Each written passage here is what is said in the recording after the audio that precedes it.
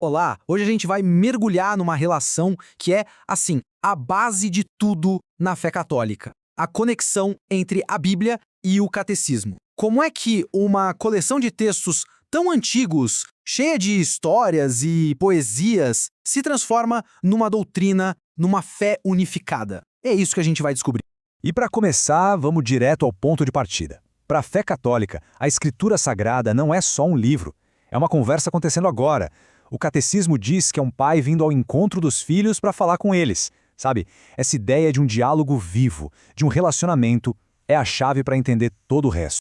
E aí que mora o grande desafio, né? A Bíblia é gigantesca, tem de tudo um pouco. Poesia, leis, cartas, profecias. Como é que essa biblioteca tão diversa vira um sistema de crenças coeso? Uma fé só? Essa é a pergunta que vai guiar a nossa conversa.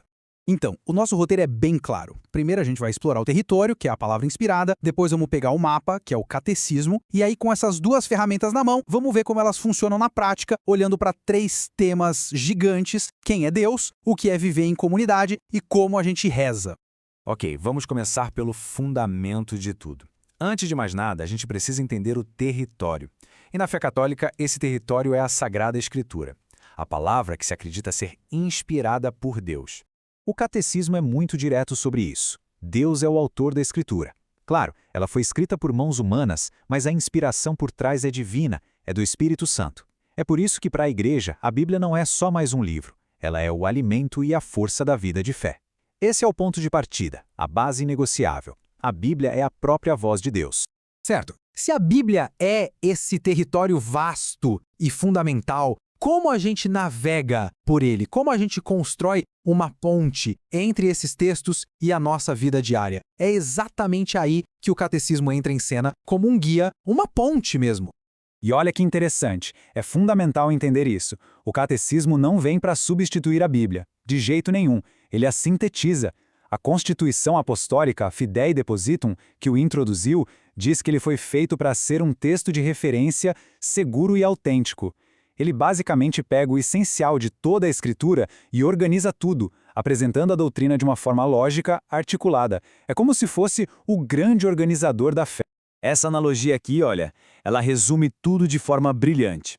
A Bíblia é o território, imenso, às vezes selvagem, cheio de belezas e até de lugares difíceis de explorar. Já o catecismo é o mapa. Ele não é o território, mas ele mostra os caminhos seguros, os rios, as montanhas principais. Um não funciona sem o outro para a jornada ser completa. Beleza, agora vamos ver essa dupla em ação. Como é que o território e o mapa funcionam juntos na prática? Vamos pegar um dos maiores temas que existem: a própria natureza de Deus.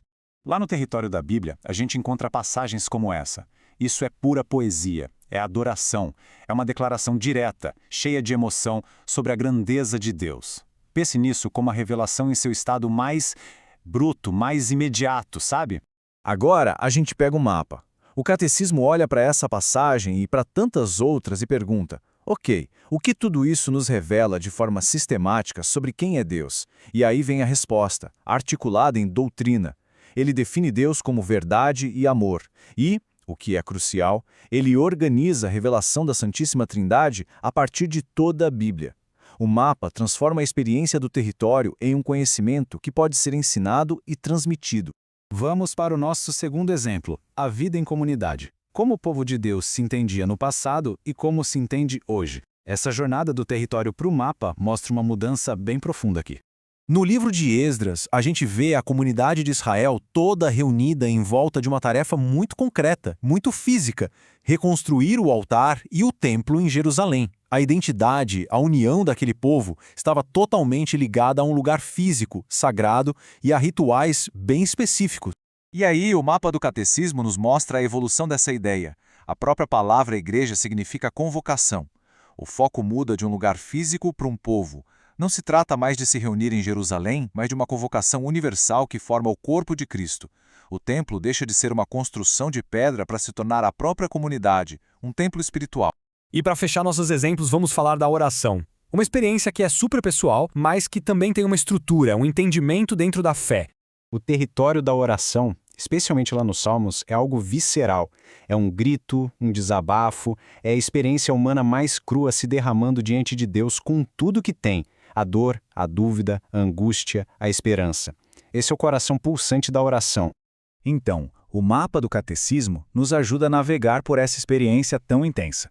Ele define a oração como essa elevação da alma a Deus, mas, olha que incrível, ele também a chama de combate da fé. Ou seja, ele valida aquela luta que a gente vê nos Salmos. Ele nos ensina que rezar é um dom que exige uma resposta nossa, e que o nosso primeiro lugar para aprender a lutar esse combate é em casa, na família. No fim das contas, a lição é bem clara. A Bíblia e o catecismo não estão competindo. Eles são o território e o mapa, e um precisa do outro. Um oferece a experiência viva e pulsante da revelação, o outro dá a clareza e a segurança para a gente caminhar. Isso tudo nos leva a uma última pergunta, né? Como é que essa dança entre o texto sagrado e a tradição viva da Igreja continua moldando não só a fé de cada um, mas culturas inteiras até hoje? Essa é uma conversa que, com certeza, não tem fim.